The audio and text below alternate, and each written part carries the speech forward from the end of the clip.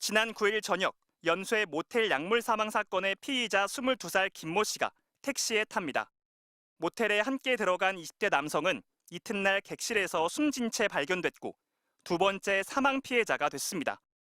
그런데 김 씨가 모텔에 나온 직후 숨진 남성에게 카카오톡 메시지를 보낸 것으로 확인됐습니다.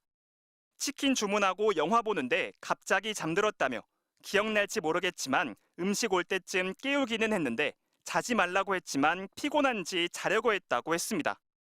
음식은 어떡하냐고 했더니 집에 챙겨가라고 해 가져간다고 했습니다. 조금 전까지 함께 있던 상황이라며 기록을 남기듯 일방적으로 장문의 문자 메시지를 남겨둔 겁니다. 또 13만 원어치 치킨 결제도 숨진 남성이 자기 카드로 하라고 해서 그렇게 했다면서 택시 안 사진을 보내며 현금 다발로 택시비 주고 맛있는 거 사줘서 고맙다고 했습니다. 자신이 피해 남성 허락 없이 카드나 현금을 쓴 건 아니라는 취지로 읽힙니다. 현금을 주신 것 같아요. 10,000원짜리를. 그래서 제가 2,000원을 내주고 8,100원인가 같은 이런 거리가 짧으니까. 김 씨는 지난 1월 말 숨진 첫 번째 사망 피해자에게도 술 취해서 잠만 자니까 갈게라며 비슷한 내용의 메시지를 남겼습니다. 피해자들이 정신을 잃은 건 자신이 약을 탄 음료 때문인데도 그 얘기는 쏙 빼놨습니다. 범행을 부인하기 위한 알리바이를 만들어두려고 한 건 아닌지 의심되는 대목입니다. 김 씨는 음주 상태로 자신이 준비한 약을 먹으면 위험한 줄은 알았다면서도 피해자들이 죽을 줄은 몰랐다고 살해 의도를 부인하고 있습니다. 경찰은 국립과학수사연구원 부검 결과가 도착하는 대로 살인죄 적용 여부를 검토해 이르면 내일 사건을 검찰로 보낼 예정입니다. MBC 뉴스 이승현입니다. 지난 9일 저녁 남성과 모텔로 들어가는 연쇄 모텔 약물 사망 사건 피해자 22살 김모 씨. 하지만 2시간쯤 뒤 혼자 나왔습니다. 남성은 다음 날 숨진 채 발견됐습니다. 두 번째 사망 피해자입니다. 이날 피해 남성이 김 씨와 만나기 직전 친구와 나눈 SNS 메시지를 확보했습니다. 숨진 남성이 친구에게 오늘 방 잡재, 고기 맛집이 있는데 배달 전문이라고 방 잡고 먹재라고 말합니다. 김 씨가 방을 잡아 배달시켜 먹자고 했단 겁니다.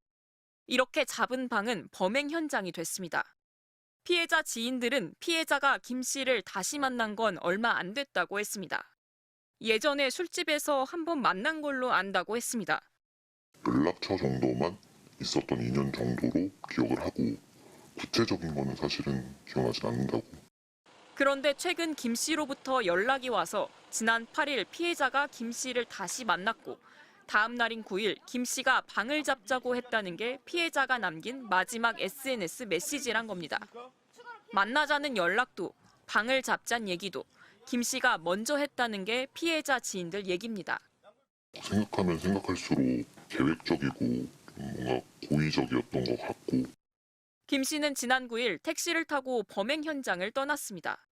타자마자 좀 이렇게 뭔가에 좀 쫓기듯이 좀 빨리 좀 가달래요. 현금으로 10,000원짜리를 내갖고 제가 아마 나머지 현금을 잔돈을 내줬어요.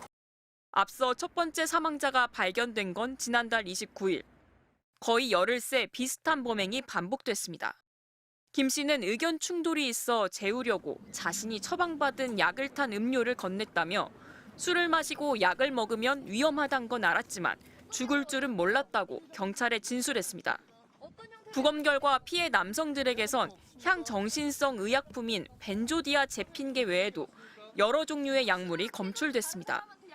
경찰은 계획범죄 가능성에 무게를 두고 살인 혐의 적용을 검토하고 있습니다. 또 김 씨 진술이 상식적이지 않아 사이코패스 진단검사도 실시하기로 했습니다. MBC 뉴스 강은입니다.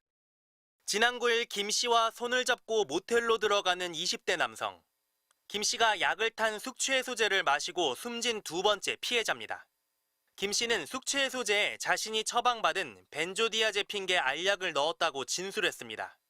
불안장애 등에 처방하는 향정신성 의약품인데 음주 상태에서 먹으면 호흡곤란 등으로 치명적일 수 있습니다.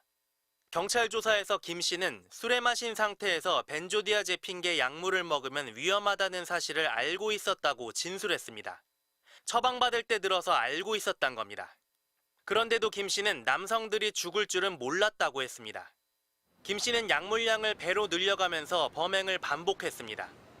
한 명이 다쳤고 2명이 잇따라 숨졌습니다. 경찰은 살해 의도를 부인하는 김 씨 진술에 신빙성이 없다고 보고 있습니다.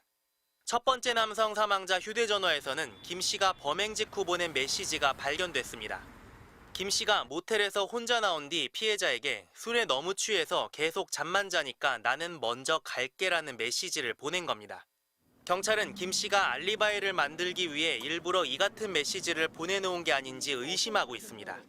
경찰은 범행 동기와 고의성 등을 입증하기 위해 프로파일링 분석을 진행하고 살인죄 적용 여부를 검토하고 있습니다. MBC 뉴스 공태현입니다.